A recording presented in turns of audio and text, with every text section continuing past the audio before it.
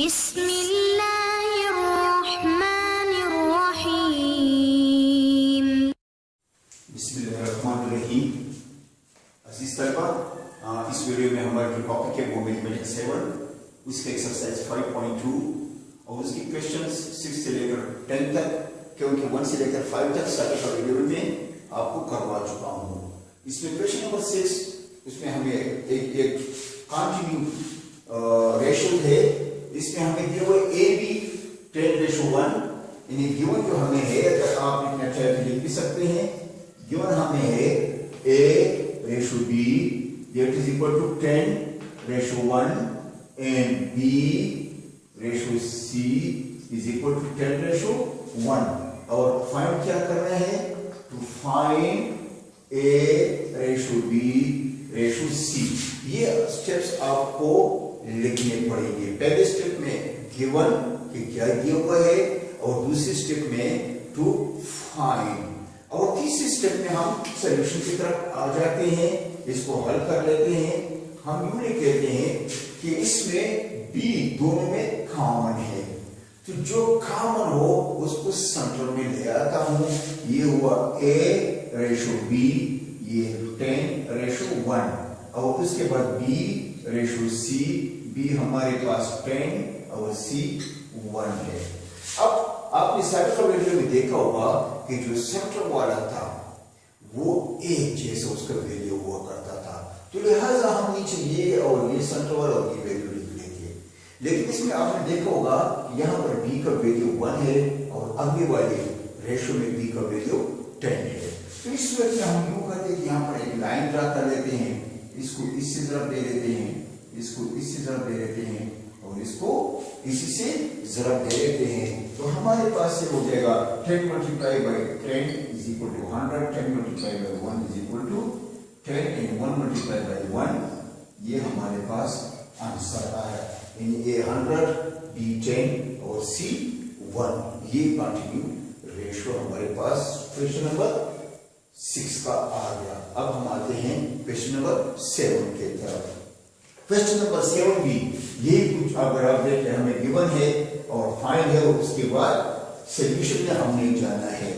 तो इसमें हमें जो गिवन है वो है L/M जो है 5:7, और उसके बाद M/N जो है 10 और 11, और फाइंड हमने करने L/M/N को। इसी में देखो, इसी में भी M हमारे पास कॉमन है, लिहाजा हम यहाँ पर लिखेंगे L/M और N। L और M 5:7 है, और उसके बाद M और N हमारे पास है 10:11। अब जिस क्वेश्चन नंबर 6 में हमने किया था सेम यही कुछ, हम यहाँ पर इसको मल्टीप्लाई इसके साथ मल्टीप्लाई और ये इसके साथ मल्टीप्लाई हो जाएगा। 10 को 5 से मल्टीप्लाई करें तो 50 आ जाते हैं, 10 को 7 से मल्टीप्लाई करें तो 70 आते हैं, और 11 को 7 से मल्टीप्लाई करें तो 77 आएगा। और ये हमारे पास क्वेश्चन नंबर 7 का आंसर आया। अब हम चलते हैं क्वेश्चन नंबर 8 की तरफ।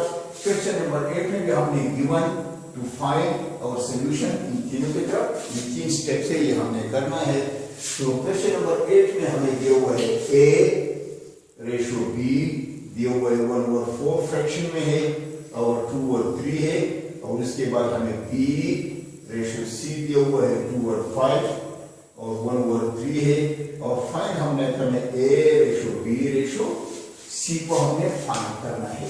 दोनों रेशियोज में B कॉमन है, B 2 दफा आया हुआ है, लिहाजा मैं B को सेंटर में लिख लूंगा ABC, और यहाँ पर हो जाएगा 1/4, 2/3 और B से हमारे पास है 2/5/1/3। अब वही तरीका ये इसके साथ मल्टीप्लाई, ये इसके साथ मल्टीप्लाई और ये इसके साथ मल्टीप्लाई। तो अब देखिए 1/4 मल्टीप्लाई बाय 2/5, 2 1 इसको प्लस भी सकते हैं, 2 1 2 2 2 4, लिहाजा 1 1 1 5 2 10।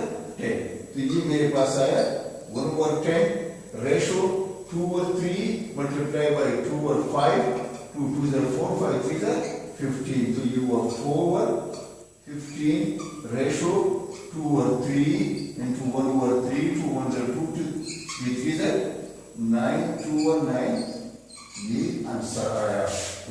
2:4:15 और फिर उसके बाद रेशो 2:9, ये कंटिन्यू रेशो आ गया।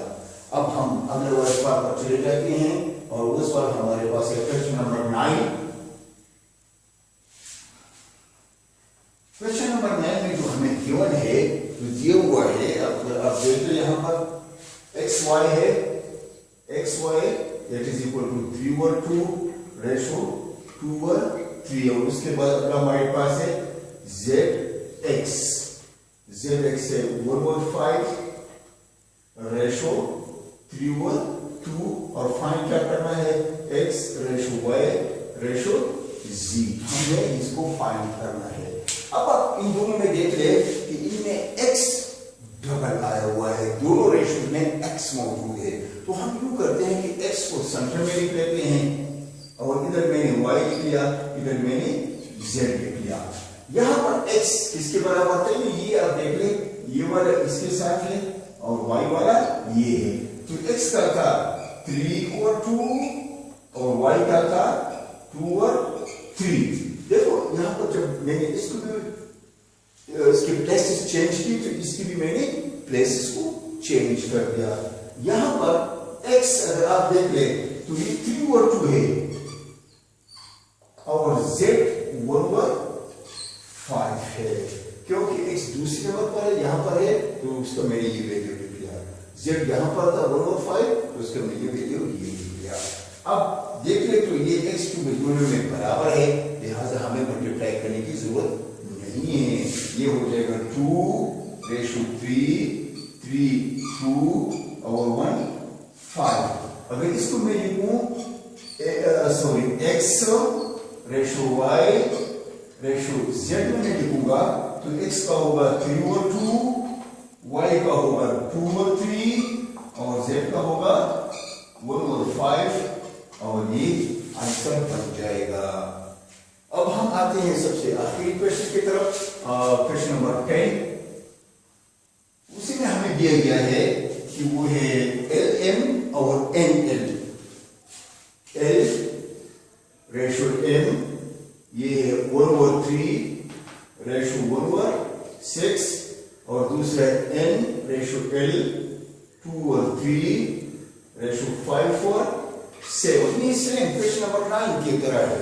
इसमें आप देख ले L कॉमन है दोनों रेशो में, तो L को हम सेंटर में लिख लेते हैं और फाइंड हमें क्या करना है L M और N की कंटिन्यू रेशो हमने फाइंड करना है। तो L चूंकि सेंटर में L कॉमन है तो L सेंटर में लिख लिया और यहाँ पर L M और ये N है, ये N आ गया। अब L का यहाँ पर वैल्यू था 1/3 क्योंकि L फर्स्ट है, यहाँ पर भी फर्स्ट वाला वैल्यू होगा ये वो 1/3 और M का था 1/6। यहाँ पर L का ये है 5/7 क्योंकि यहाँ पर सेकंड तो यहाँ पर सेकंड वाला वैल्यू इस रेशियो में हम लिखेंगे और N का है 2/3। अब चूंकि L दोनों जगह पर वैल्यू एक जैसा नहीं है तो ये इसके साथ मल्टीप्लाई होगा, ये इसके साथ मल्टीप्लाई होगा और ये इसके साथ मल्टीप्लाई होगा, तो ये हो जाएगा 1/6 into 5/7 5 1 5 तो 5/7 से 5 1 5 और 7 6 42, तो यहाँ पर ये हो गया 5/42 5/42 आया। अब 1/3 मल्टीप्लाई बाय 5/7 5 1 5 7 3 21 5/21 और उसके बाद 1/3 मल्टीप्लाई बाय 2/3 2 1 2 कितने 9 2/9। अब हम अपने जवाब को लिख लेते हैं और जवाब को जिस सीक्वेंस में मांगा गया है उसी सीक्वेंस में हम लिख लेते हैं। तो ये होगा L ratio M ratio N, L के नीचे आया 5/42, M के नीचे आया 5/21 और N के नीचे आया 5/42 और N के नीचे आया 2/9। ये हमारे पास आंसर आया। उम्मीद है आप समझ चुके होंगे। Thank you very much.